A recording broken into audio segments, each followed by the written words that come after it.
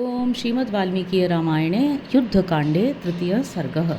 हनुमान जी का लंका के दुर्ग, फाटक, सेना विभाग और संक्रम आदि का वर्णन करके भगवान श्री राम से सेना को कूच करने की आज्ञा देने के लिए प्रार्थना करना।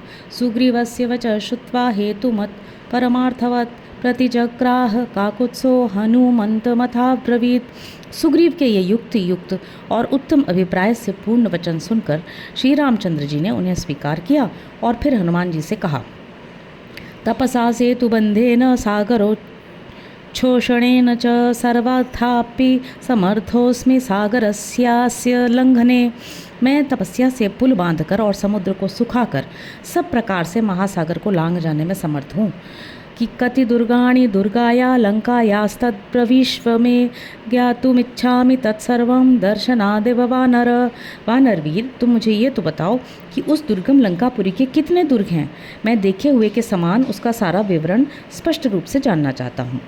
बलस्य परिमाणं च द्वार दुर्ग क्रियामपि गुप्ति कर्म च लंकाया रक्षसां सदनानि च यथा सुखम यथा वच्च लंकायामसि दृष्टवान् सर्वमाचक्ष्व तत्व न सर्वथा कुशलो हसी।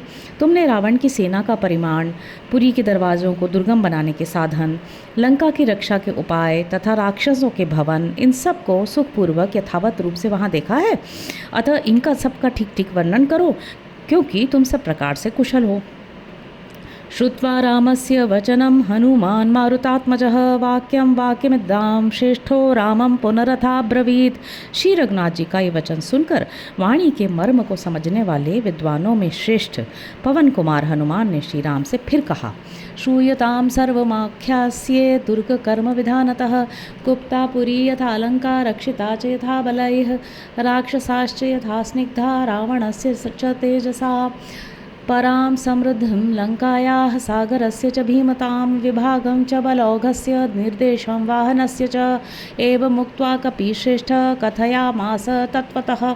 भगवत सुनिए, मैं सब बातें बता रहा हूँ। लंका के दुर्ग किस विधि से बने हैं, किस प्रकार लंकापुरी की रक्षा की व्यवस्था की गई है, किस तरह वह सेनाओं से सुरक्षित है, रावण के तेज से प्रभावित हो राक्षस उसके प्रति कैसा स्नेह रखते हैं, लंका की समृद्धि कितनी उत्तम है, समुद्र कितना भयंकर है, पैदल सैनिकों का विभाग करके कहाँ कितने सैनिक रखे गए हैं और वहाँ के वाहनों की कितनी संख्या है, इन सब बातों का मैं वर्णन करूँगा। ऐसा कहकर कपिश्रेष्ठ हनुमान ने वहाँ की बातों को ठीक ठीक बताना आरंभ किया। हृष्ट प्रमुदिता लंका मत्तद्वीप समाकुला महतीरथ संपूर्णा रक्षो गणनिषेविता। प्रभो, लंकापुरी हर्ष और आमोद प्रमोद से पूर्ण है। वह विशाल पुरी मत वाले हाथियों से व्याप्त तथा असंख्य रथों से भरी हुई है। राक्षसों के समुदाय सदा उसमें निवास करते हैं। दृढ़बद्ध कपाटानि महापरिघवन्ति च तच्छत्वारि विपुलान्यस्या द्वाराणि सुमहान्ति च। उस पुरी के 4 बड़े बड़े दरवाजे हैं जो बहुत लंबे चौड़े हैं। उनमें बहुत मजबूत किवाड़ लगे हैं और मोटी मोटी अर्गलाएँ हैं। तत्रेषु बलयंत्राणि बलवन्ति महान्ति च आगतं प्रति सैन्यं तैस्तत्र प्रतिनिवार्यते। उन दरवाज़ों पर बड़े विशाल और प्रबल यंत्र लगे हैं जो तीर और पत्थर के गोले बरसाते हैं। उनके द्वारा आक्रमण करने वाली शत्रु की सेना को आगे बढ़ने से रोका जाता है। द्वारेषु संस्कृता भीमाः कालाय समयाः शिताः शतशो रचिता वीरैः शतज्ञो रक्षसाम गणैः। जिन्हें वीर राक्षस गणों ने बनाया है, जो काले लोहे की बनी हुई भयंकर और तीखी हैं तथा जिनका अच्छी तरह संस्कार किया गया है, ऐसी सैकड़ों शतघ्नियाँ लोहे के कांटों से भरी हुई 4 हाथ लंबी गदाएं उन दरवाज़ों पर सजा कर रखी गई हैं। सौवर्णस्तु महास्तस्याः प्राकारो दुष्प्रदर्शनः मणिविद्रुम वैदूर्य मुक्ता विरचितांतरः। उस पुरी के चारों ओर सोने का बना हुआ बहुत बड़ा ऊंचा परकोटा है, जिसको तोड़ना बहुत ही कठिन है। उसमें मणि, मूंगे, नीलम और मोतियों का काम किया गया है। सर्वतश्च महाभीमाः शीततोया महाशुभाः अगाधाग्राः पत्यश्च परिखामीन सेविताः।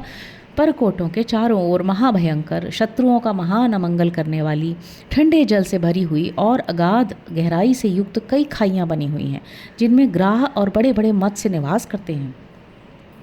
द्वारेषु तासां चत्वारः संक्रमाः परमायताः यन्त्रैरुपेता बहुभिर्महद्भिर्ग्रहपङ्क्तिभिः। उक्त चारों दरवाज़ों के सामने उन खाइयों पर मचानों के रूप में 4 संक्रम लकड़ी के पुल हैं जो बहुत ही विस्तृत हैं। उनमें बहुत से बड़े बड़े यंत्र लगे हुए हैं और उनके पास आसपास परकोटे पर बने हुए मकानों की पंक्तियां हैं। त्रायन्ते संक्रमास्तत्र परसैन्यागते स्थिति यंत्रैस्तैरवकीर्यन्ते परिखासु समन्ततः। जब शत्रु की सेना आती है तब यंत्रों के द्वारा उन संक्रमों की रक्षा की जाती है तथा उन यंत्रों के द्वारा ही उन्हें सब ओर खाइयों में गिरा दिया जाता है और वहां पहुंची हुई शत्रु सेनाओं को भी सब ओर फेंक दिया जाता है। एकस्त्वकम्प्यो बलवान संक्रमः सुमहादृढ़ः कांचनैर्बहुभिः स्तंभैर्वेदिकाभिश्च शोभितः। उनमें से एक संक्रमण तो बड़ा ही सुदृढ़ और अभेद्य है। वहाँ बहुत बड़ी सेना रहती है और वह सोने के अनेक खंभों और चबूतरों से सुशोभित है। स्वयं प्रकृतिमापन्नो युयुत्सु राम रावणः उत्थितश्च प्रमत्तश्च बलानामनुदर्शने। रघुनाथ जी, रावण युद्ध के लिए उत्सुक होता हुआ स्वयं कभी क्षुब्ध नहीं होता, स्वस्थ एवं धीर बना रहता है। वह सेना के बारंबार निरीक्षण के लिए सदा सावधान एवं उद्यत रहता है। लंका पुनर्निरालंबा देव दुर्गा भयावहा नादेयं पार्वतं वान्यं कृत्रिमं च चतुर्विधम। लंका पर चढ़ाई करने के लिए कोई अवलंब नहीं है। वह पूरी देवताओं के लिए भी दुर्गम और भयावनी है।